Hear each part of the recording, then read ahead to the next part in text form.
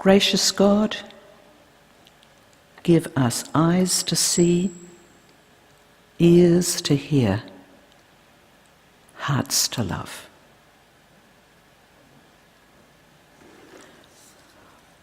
What does the word care conjure up for you? Take care, and the word caring. She's such a caring person. How about the word carer? What are you seeing in your mind's eye or feeling?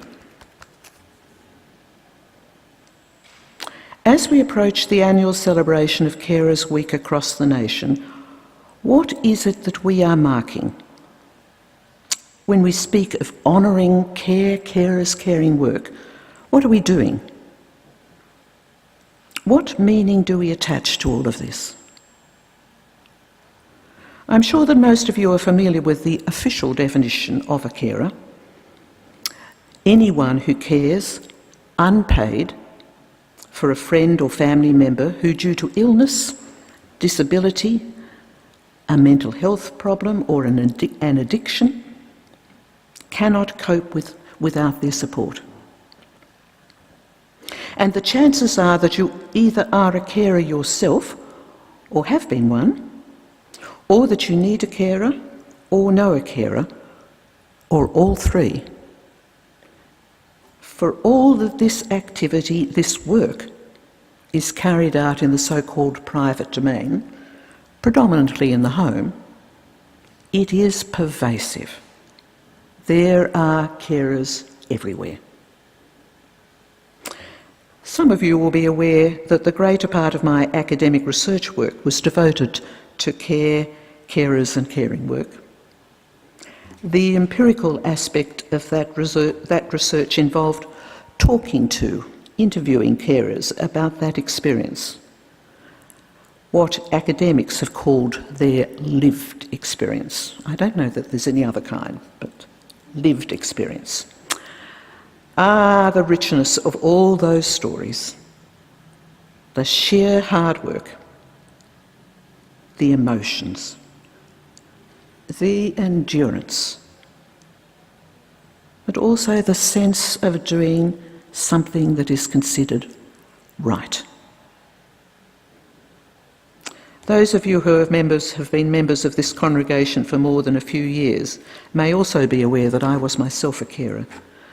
First for my mum, who suffered from Alzheimer's. That was for 5 years. And then for my husband, dying from pancreatic cancer. That was for just over 7 months.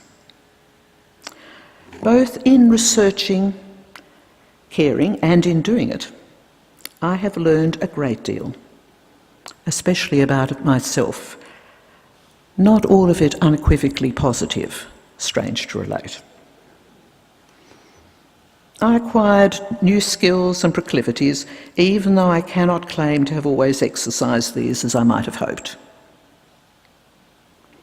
Nevertheless, I am very thankful for that learning and those insights. When I first started researching and writing about care back in the mid-1980s, I could never have anticipated just how rich a vein this would prove to be. I've come to see how profoundly significant is that capacity to care about others and indeed to undertake the hands-on care of another. I found myself pondering the bigger questions that flow from those more intimate and immediate actions and concerns. Questions and insights about our interconnectedness, about how interdependent we are, about how much we rely on other people all the time. So obvious is this, we scarce remember to celebrate the fact, or even to recognise this web of interconnectedness in which we are all enmeshed. And not surprisingly, while I was widening and deepening my own understanding of care and caring, other researchers and theorists were doing likewise. As researchers, writers, we might start with the one-to-one, highly personal relationship of the unpaid carer and the one for whom they care, and sometimes for the more than one,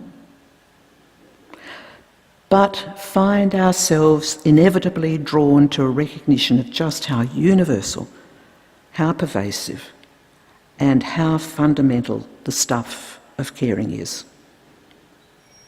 But before we hasten to a consideration of this understanding of the wider significance of care, I do want first to focus on the one-to-one relationship and to talk about carers and the work they do. After all, that we are about to embark on Carers Week in a week's time, and that is what we are marking and remembering. So what does it mean to honour caring work, and more especially, to honour carers? You may already have noticed I've included on the last pages of your liturgy sheets some of the statistics about caring in Australia. They help set the context for this reflection. There is also ample material from Carers New South Wales for you to refer to.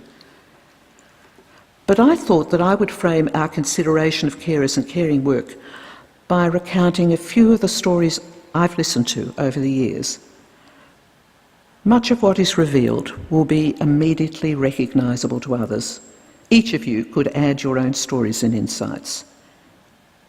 Caring is both a universal experience and a very particular and personal experience. This is a mere glimpse. I wanted to begin this brief exploration with the recognition that care is a doing word. The notion that one might attempt to care in some removed, abstract sense makes no sense. Care and caring are a practice. From that flows so much of what constitutes caring in all its dimensions or aspects. It may be surprising to some of you that in the interviews I've conducted with carers over the years, there was little explicit talk about love. Indeed, there was sometimes a recognition that love was not a part of the relationship or was no longer present. That at least was how it was expressed to me. I've selected 3 stories that have remained with me. The first of a woman who was an only child. Her arrival in the world was unexpected and on the part of the mother not exactly welcomed, as this woman was constantly reminded growing up. The mother in her widowhood had come to live with her daughter and her daughter's female partner. The mother was beginning to dement. She became even more difficult and negative. Nothing was good enough. She strongly disapproved of her daughter's partner and of the nature of their relationship. This was difficult stuff. The daughter related to me how driving home from the hospital, she was a nurse, she would often, in fact, almost always, pull over to the side of the road just before her home and sit in the car and cry, sometimes howl. Then she would gather herself together and continue home. When in the interview she summarised her caring and why she had taken on this responsibility, she said, "You know, Liz, my mother is not a nice person. I don't love her. But she is old and lonely and frightened. And she has as much right to proper care and a sense of security at this point in her life as anyone else. So, of course, I'm caring for her." The second, another woman also caring for a mother who was frail and lonely and also slowly dementing, said, looking directly at me, "I know it sounds awful, but I don't really love my mum anymore. This is all just too hard." Then only a minute or so later is describing how, if her mum, who was incontinent, left a mess in the hallway, she'd wait until she was back in the living room before cleaning it up, as she wouldn't want her mother to think she was a nuisance. And still later in the interview, that when the family was going on holiday, she'd make sure that her mother knew well in advance so that she could choose between going to the nearby nursing home, which offered high-quality respite and where she was well known, or to stay with a younger cousin to whom she had always been close. And the third story comes from my study of men caring for wives and partners with multiple sclerosis. I was making my way back to my car, accompanied by the man I had just finished interviewing. We had a short time before been speaking of why he was doing what he was doing. Like so many other men in this study, he was anxious not to be seen as thinking too highly of himself. But he did need me to understand that this was hard, physically and emotionally. But more than that, he wanted to make the point that staying in the marriage, staying to care, was not what most men do. He, on the other hand, had chosen to stay and care. He had not, to use the Australian colloquial expression used by many of these men, that he had not shot through on his wife. Then he added, "You know, I know in every bone of my body that if the circumstances were reversed, it would not even occur to my wife not to stay and care for me. So how could I not do the same for her?" These carers are doing something that was very difficult and where they often found themselves exasperated, frustrated and very weary. In other words, not feeling especially positive about what they are doing or even feeling positive about the person for whom they were caring, but they were determined to see it through as long as they were able. There is much we could say about what these stories reveal. Let me simply underline a few of the insights. First, and to make the point again, caring is hard. The stresses, the difficulties are manifold. Secondly, carers do not always feel loving. But in these three cases, without exception, they are enacting love. Too often we're caught up in an understanding of love that is essentially about feelings, about being in love, being buoyed up by feelings of love.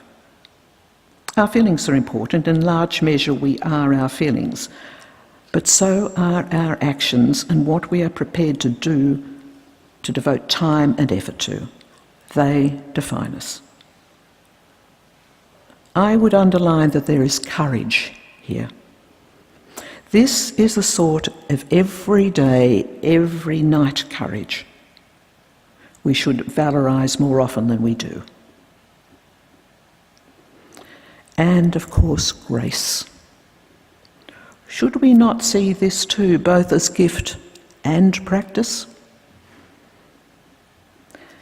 These stories see carers acting out of a sense of responsibility, of doing the right thing even when it is hard, of doing what they do out of a profound sense of duty. Words used especially by the men in the MS study. We shy away from the word duty in our day and age, scared of its harsh strictures and often unreasonably and sometimes sanctimoniously imposed by others in days gone by. Perhaps we need to engage in some rethinking here, as perhaps we must with all those things we shy away from. There is also mutuality, the relationship coming to the fore, the profound nature of what binds us one to another, the complexity of that. And there is empathy, another practice. Indeed, it is the golden rule in practice. Remember our first reading. Empathy requires us to apply ourselves and do so in a very thoroughgoing way. Empathy doesn't just happen of its own accord. It requires effort and focus on our part. It demands greater openness and questioning of ourselves. It means not letting ourselves off the hook. And beyond that, and most importantly, it means enacting those empathic insights in the way we relate to others, to everyone, including those we do not like. If we practiced empathy more often, we might get better at it. We might also come to understand afresh how essential it is if our world is to survive. As about so much else, the truth about caring is rarely pure and never simple. So what does it mean to honour carers and caring? In part, it is to acknowledge all the above and much more. Caring is an extraordinary act of concern for the well-being of another human being, even if it's a matter of caring for someone to whom we are close, whom we love. Regardless of the nature of the bond, this is sacrificing oneself for another. But honouring care and carers should never mean we end up resorting to hagiography. We do no one any favours when we idealise carers. When we idolise, I really want to say, when we idolise carers. In the first place, such treatment of the issue overlooks the reality that not all care is sweetness and light. Some care is exploitative, even abusive. And some of those who are cared for are manipulative and spend their energies in emotional blackmail, as may happen and does happen in relationships across the board. Secondly, it can mean that we neglect the circumstances and needs of those who require care, those being cared for. Their voices can become obscured yet again. We've witnessed that recently in some of the discussions around the NDIS. Thirdly, it distances caring. It's sort of pushing them off the agenda and into the bland world of good works. Good works. We need to care about caring, all of us. To care deeply and actively about care, caring work, carers, and about those for whom they care. Let us take a moment to remind ourselves that this is in our own best interests. At any moment, any one of us might find ourselves or someone we love as a carer or needing care. We need to ensure that we have in place truly fine supports and provisions for carers and care recipients, properly funded, not short-term funding, but with a guaranteed ongoing source of finance, services that are readily available and accessible, regardless of where you live or what your income is. And we need to see work environments across the board transformed so as to recognise that workers, all of them, have responsibilities to others built into their lives, and that many workers have significant caring responsibilities. We need to resurrect the notion of family-friendly workplaces and give that goal renewed clout. As part of that, we need yet again to address the concept of the ideal worker as someone available to his or her workplace 20 hours a day. It is absurd and damaging, not just to carers, but to the whole community.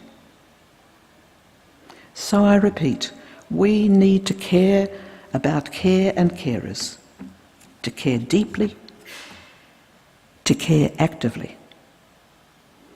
Our readings today remind us of the centrality of care and the importance that Jesus placed on our relationships with others, on the interconnections between us all, and our obligations to love and care for one another, always. Our first reading speaks of the Golden Rule, so well known. It's one of the few Bible passages most people can repeat pretty well word perfect. Do to others as you would have them do to you. But here Jesus goes further and spells out what that implies, and this makes the rule even more exacting and subversive. Love your enemies. The American writer Diana Butler Bass, in her book Grounded, reflects on what followed the events of 9/11. She certainly understood the heightened emotions, especially fear, and could sympathise with them. But she also found herself troubled by the hyped-up emotionalism, the distorted patriotism.